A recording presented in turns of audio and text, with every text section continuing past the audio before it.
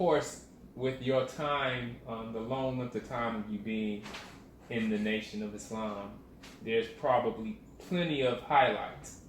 But is there any that stand out the most, in particular prior to 1975? Yes, I would say that the most significant to me at that time, I was 13 years old, and there was a Muslim housekeeper / cook of the Honorable Elijah Muhammad that had made a transition, had died.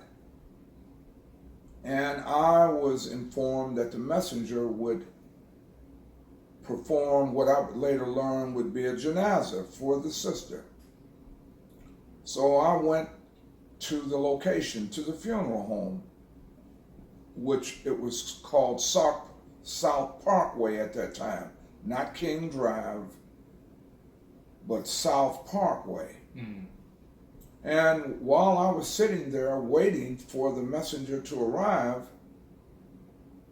I felt it seemed like a furnace had opened. I felt a very warm sensation, a hot sensation to be truthful. And in comes the Honorable Elijah Muhammad with Malcolm. He came in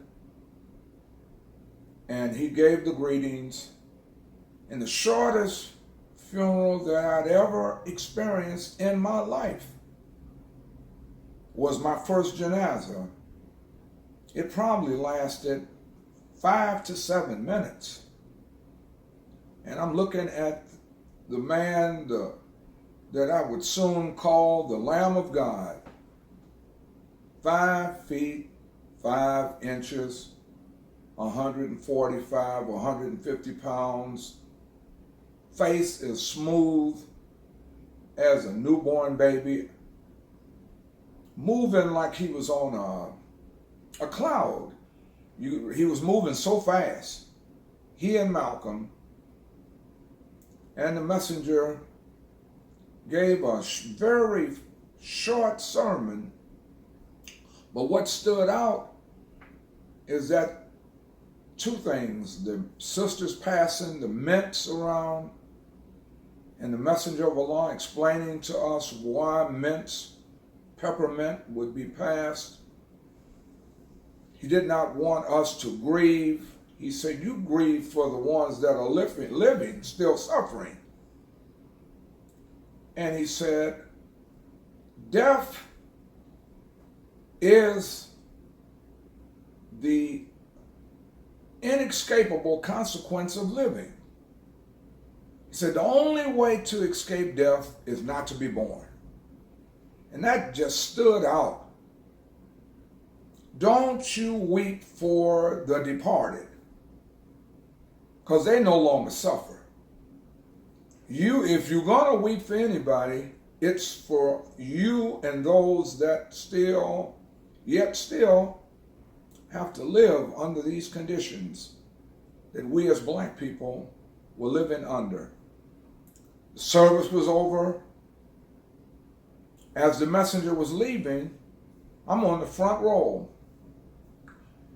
I stood up with my short self, weighing perhaps the same as he, and I reached out to shake his hand, and to my surprise, he shook my hand. Malcolm shook my hand. And I was just excited. The firmness, the warmness of his handshake, the smile on his face, the smile of Minister Malcolm. I felt I had a double bubble, as they say in this world.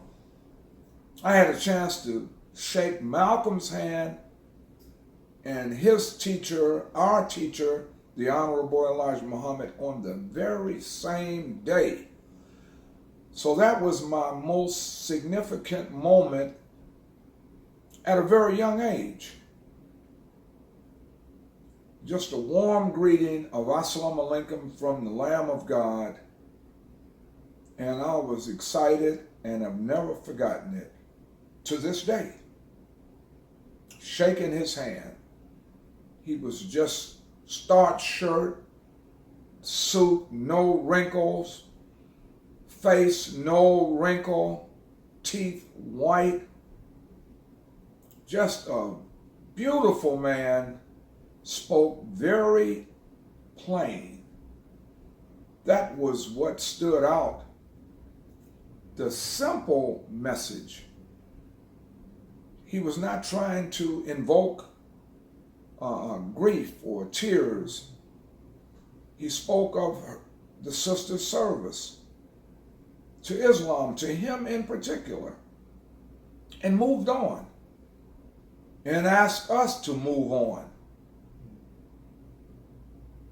That was my first personal encounter with the Honorable Elijah Muhammad and his student Malcolm.